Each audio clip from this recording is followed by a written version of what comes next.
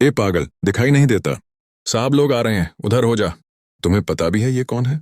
जिस आदमी को तुम पागल कहकर पत्थर मार रहे हो, जानते हो वो असल में कौन है? नमस्कार दोस्तों, आज मैं आपके लिए एक ऐसी कहानी लेकर आया हूं जो न सिर्फ आपकी आंखों को नम कर देगी, बल्कि आपके रोंगटे भी खड़े कर देगी। यह कहानी एक ऐसे गुमनाम सिपाही की है जिसे दुनिया ने पागल समझकर ठुकरा दिया, लेकिन जिसके सीने पर सजे तमगे और शरीर पर लगे जख्म इस देश की रक्षा की गवाही दे रहे थे। सोचिए, जिस तिरंगे को हम साल में बस 2 बार लहराकर अपनी जिम्मेदारी पूरी समझ लेते हैं, उसी तिरंगे की रक्षा के लिए एक इंसान अपना मानसिक संतुलन तक खो बैठा। आज की यह घटना इंसानियत और देशभक्ति की ऐसी मिसाल है जिसे सुनकर आपका सीना गर्व से चौड़ा हो जाएगा। तो आइए शुरू करते हैं इस दिल दहला देने वाली दास्तान। दोपहर के 2 बज रहे थे। उत्तर भारत के एक छोटे से शहर शाहनगर का मुख्य चौराहा यानी आजादी चौक सूरज की तपिश से धधक रहा था। मई की झुलसाने वाली गर्मी और लू के थपेड़े हवा में आग बरसा रहे थे। सड़क पर बिछा तारकोल पिघलने को तैयार था। इसी भीड़ भाड़ वाले चौराहे के एक कोने में कूड़े के ढेर के पास एक अजीब सा आदमी बैठा था। उसके बाल उलझे हुए और मिट्टी से सने थे, दाढ़ी बिखरी हुई थी जिसे शायद महीनों से कंघी तक नसीब नहीं हुई थी। उसके शरीर पर कपड़ों के नाम पर फटे पुराने चीथड़े लटक रहे थे, जैसे किसी कचरे के डिब्बे से उठाए गए हों। वह अपनी ही दुनिया में खोया हुआ, होठों ही होठों में कुछ बड़बड़ा रहा था। आने जाने वाले लोग उसे नफरत भरी नजरों से देखते। कोई उसे पागल कहता तो कोई गंदा भिखारी। चौराहे पर एक फलों की दुकान थी जिसका मालिक घनश्याम प्रसाद बेहद सख्त मिजाज आदमी था। वह पागल आदमी दुकान के पास पड़े एक सड़े हुए केले की तरफ बढ़ा। भूख इंसान को बेबस बना देती है और वह तो पहले से ही मानसिक पीड़ा से गुजर रहा था। जैसे ही उसने केला उठाने के लिए हाथ बढ़ाया, घनश्याम प्रसाद चिल्लाया, अरे ओ पागल, यहां से हट जा। ग्राहक भगा देगा क्या? निकल यहां से वरना डंडा मारूंगा। वह आदमी घबराया नहीं। उसने एक रहस्यमयी मुस्कान के साथ दुकानदार की ओर देखा और अचानक सावधान की मुद्रा में सीधा खड़ा हो गया। उसने अपनी हथेली माथे तक ले जाकर जोर से कहा, जय हिंद सर, दुश्मन सीमा पर है, हम पीछे नहीं हटेंगे। दुकानदार और आसपास खड़े कुछ लड़के जोर जोर से हंसने लगे। एक लड़के ने मजाक उड़ाते हुए कहा, अरे ये तो पागल फौजी है, रोज यही नाटक करता है, खुद को बॉर्डर पर समझता है। दूसरे लड़के ने सड़क से एक पत्थर उठाया और मजाक में उसकी तरफ फेंक दिया। पत्थर सीधा उसके माथे पर लगा। खून की एक पतली लकीर बहने लगी, लेकिन उस आदमी ने न दर्द की परवाह की न खून की। उसने अपना सैल्यूट नहीं तोड़ा। वह उसी तरह तनकर खड़ा रहा जैसे कोई सिपाही अपने कमांडर के सामने खड़ा होता है। उसकी आंखों में एक अजीब सी चमक थी। वो पागलपन था या जुनून, कोई समझ नहीं पा रहा था। कुछ ही पलों बाद वह आदमी धीरे धीरे वहां से हटा और चौराहे के बीचों बीच लगे एक खंभे की ओर बढ़ गया। वह आदमी खंभे की ओर चला गया। उस खंभे पर किसी ने 15 अगस्त के दिन एक छोटा सा प्लास्टिक का तिरंगा लगा दिया था जो अब ढीला होकर नीचे गिरने ही वाला था। पागल आदमी दौड़कर वहां पहुंचा और गिरते हुए उस झंडे को अपने गंदे हाथों से ऐसे थाम लिया जैसे कोई माँ अपने गिरते हुए बच्चे को बचाती है। उसने उस मैले तिरंगे को अपनी फटी हुई कमीज से साफ किया, उसे चूमा और बड़ी श्रद्धा से अपनी जेब में रख लिया। वहां खड़े लोग यह सब देखकर हंसने लगे। कोई बोला, देखो देखो क्या नौटंकी है, अब ये पागल झंडा लेकर नाचने लगेगा। तभी दूर से सायरनों की तेज आवाज सुनाई देने लगी। ये पुलिस की जीप का सायरन नहीं था, बल्कि सेना के वाहनों का भारी और रौबदार सायरन था। शहर के लोग जानते थे कि आज सेना के नए जनरल साहब आर्मी कैंट के दौरे पर आने वाले हैं। पुलिस ने तुरंत चौराहे का ट्रैफिक रोक दिया। सीटी बजाते हुए सिपाही चिल्लाने लगे, सब लोग पीछे हो जाओ, रोड खाली करो, आर्मी का काफिला आ रहा है, कोई बीच में नहीं आएगा। इंस्पेक्टर राठी अपनी जीप से उतरे और डंडा पटकते हुए उस पागल आदमी की ओर लपके जो अब भी सड़क के किनारे खड़ा होकर उस प्लास्टिक के झंडे को ठीक करने की कोशिश कर रहा था। इंस्पेक्टर ने डांटते हुए कहा, ए पागल, दिखाई नहीं देता? साहब लोग आ रहे हैं, उधर जाकर नाले के पास बैठ जा, तेरी बदबू से साहबों का मूड खराब हो जाएगा, चल भाग यहां से। कहते हुए इंस्पेक्टर ने उसे धक्का दे दिया। वह आदमी लड़खड़ाया, लेकिन फिर भी उसने पलटकर इंस्पेक्टर को सैल्यूट मारा और बोला, सर मिशन पूरा हुआ, reporting for duty sir. Inspector Rathi ने झुंझलाकर अपना माथा पीट लिया। उसने 2 सिपाहियों को इशारा किया, इसे पकड़ो और पीछे खड़ा कर दो। सिपाहियों ने उस पागल आदमी को बाहों से पकड़कर भीड़ के पीछे धकेल दिया। उसी पल सामने से आर्मी का काफिला दिखाई देने लगा। सबसे आगे मिलिट्री पुलिस की बाइकें थीं, उनके पीछे जिप्सियां और बीच में एक काली चमचमाती टाटा सफारी जिस पर 3 सितारे लगे थे। ये गाड़ी थी लेफ्टिनेंट जनरल विक्रम सिंह की। विक्रम सिंह भारतीय सेना के एक सख्त और बेहद सम्मानित अधिकारी थे। उनका नाम सुनते ही दुश्मनों के दिल कांप उठते थे। उनके पीछे सेना के ट्रकों की एक लंबी कतार चल रही थी। काफिला धीरे धीरे चौराहे से गुजर रहा था। जनरल विक्रम सिंह अपनी गाड़ी की पिछली सीट पर बैठे बाहर का नजारा देख रहे थे। उनकी नजर भीड़ पर थी। तभी उनकी गाड़ी उस जगह से गुजरी जहां भीड़ के पीछे वो पागल आदमी खड़ा था। सिपाहियों ने उसे पकड़ा हुआ था, लेकिन जैसे ही उस आदमी की नजर सेना की गाड़ियों और उन पर लहराते तिरंगे पर पड़ी, उसके भीतर जाने कैसी बिजली दौड़ गई। उसने झटके से सिपाहियों के हाथ छुड़ा लिए और पूरी ताकत से चिल्लाया, अटेंशन। उसकी आवाज में इतनी कड़क और बुलंदी थी कि आसपास खड़े लोग सिहर गए। वह पागल आदमी भीड़ को चीरता हुआ आगे बढ़ा और सड़क के किनारे एकदम सावधान की मुद्रा में खड़ा हो गया।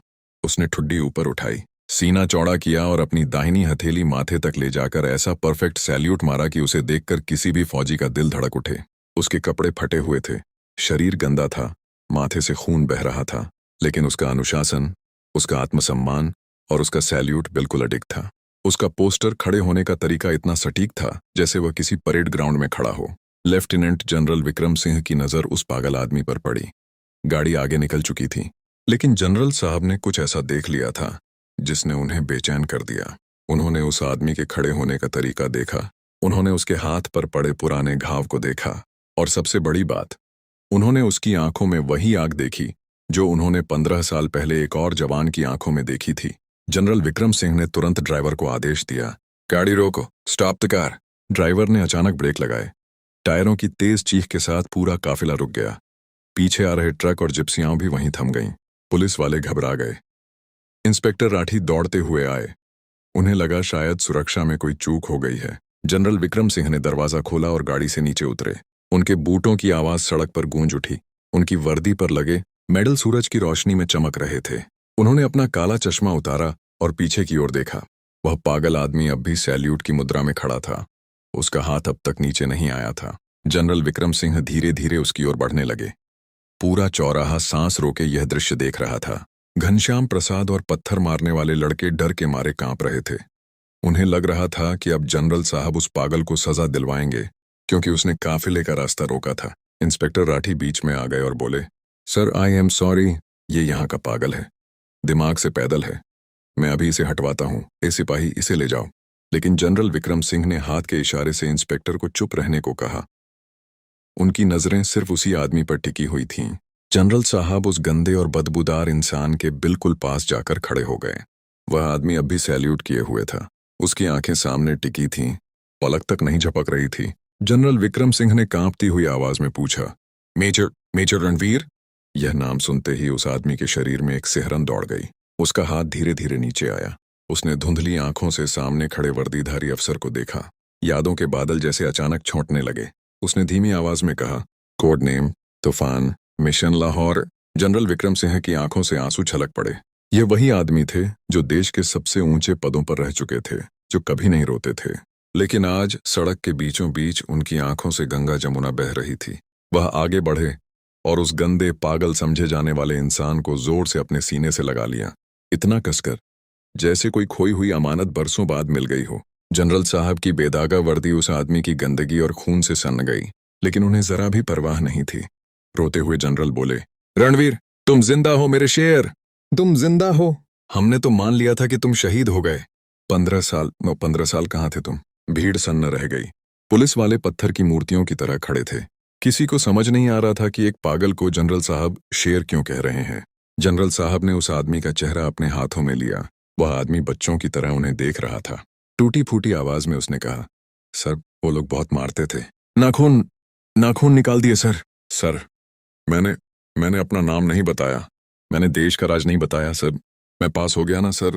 ये सुनते ही वहां खड़े हर इंसान का कलेजा मुंह को आ गया। जनरल विक्रम सिंह ने पलटकर भीड़ और पुलिस वालों की तरफ देखा। उनका चेहरा गुस्से से लाल हो चुका था।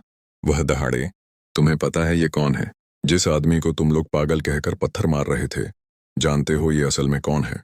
पूरा चौराहा सन्नाटे में डूब गया।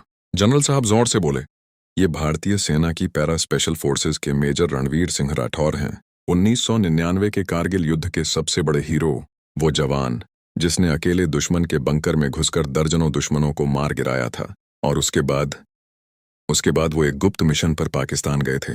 हमें खबर मिली थी कि उन्हें पकड़कर मार दिया गया है, लेकिन नहीं, ये वहां की जेलों में तड़पते रहे पूरे 15 साल। सोच सकते हो तुम लोग, 15 साल तक दुश्मन ने इनके शरीर का एक एक इंच तोड़ा होगा। इन्हें जिंदा लाश, एक पागल बना दिया गया। और जब ये किसी तरह अपने वतन वापस लौटे तो मेरे ही देश के लोगों ने मेरे ही हीरो को भिखारी बना दिया। जनरल साहब की आवाज भर्रा गई थी। शर्म आती है मुझे। जिस आजादी की हवा में तुम सांस ले रहे हो वो इसी पागल की भीख है। इसने अपनी जवानी, अपना परिवार, अपना दिमाग, सब कुछ तुम लोगों के लिए खो दिया। घनश्याम प्रसाद, फल वाला दुकानदार, शर्म से सिर झुकाए खड़ा था। जिन लड़कों ने पत्थर मारे थे वो भीड़ में छिपने लगे। इंस्पेक्टर राठी की आंखों में भी आंसू भर आए। मेजर रणवीर, जिन्हें अब तक सब पागल समझ रहे थे, उन्होंने अपनी जेब से वही गंदा सा प्लास्टिक का तिरंगा निकाला। कांपते हाथों से उन्होंने वो झंडा जनरल साहब को देते हुए कहा, सर, झंडा नहीं गिरना चाहिए सर। देश बचा लिया ना हमने। जनरल विक्रम सिंह ने वो तिरंगा लिया और उसे अपने माथे से लगा लिया। उन्होंने तुरंत अपने साथ चल रहे मेडिकल ऑफिसर को आवाज दी, डॉक्टर, तुरंत एम्बुलेंस बुलाओ। मेजर को मिलिट्री हॉस्पिटल ले जाना है। वीआईपी ट्रीटमेंट होगा। अगर कोई कमी हुई तो याद रखना। फिर जनरल साहब ने खुद मेजर रणवीर के फटे कपड़े ठीक किए, अपनी जेब से कंघी निकाली और उनके उलझे बाल संवार दिए। और फिर सबके सामने उस आदमी को सैल्यूट किया जिसे दुनिया अब तक पागल कहती रही थी। लेकिन ये सैल्यूट किसी जनरल का किसी मेजर को नहीं था। ये सैल्यूट एक भाई का दूसरे भाई को था, एक इंसान का एक देवता को था। देखते ही देखते वहां खड़ी हजारों की भीड़ तालियां बजाने लगी। भारत माता की जय के नारे गूंजने लगे। जनरल साहब ने मेजर रणवीर का हाथ पकड़ा और उन्हें अपनी सफारी गाड़ी में बैठाया, उसी सीट पर जहां खुद जनरल बैठते थे। जब काफिला वहां से रवाना हुआ तो मेजर रणवीर गाड़ी की खिड़की से बाहर देख रहे थे। उनके चेहरे पर सुकून था, क्योंकि आज बरसों बाद उन्हें अपना घर और अपनी पहचान मिल गई थी। बाद में पता चला कि पाकिस्तान ने उन्हें पागलों की तरह बॉर्डर पर छोड़ दिया था, क्योंकि उनकी याददाश्त लगभग खत्म हो चुकी थी।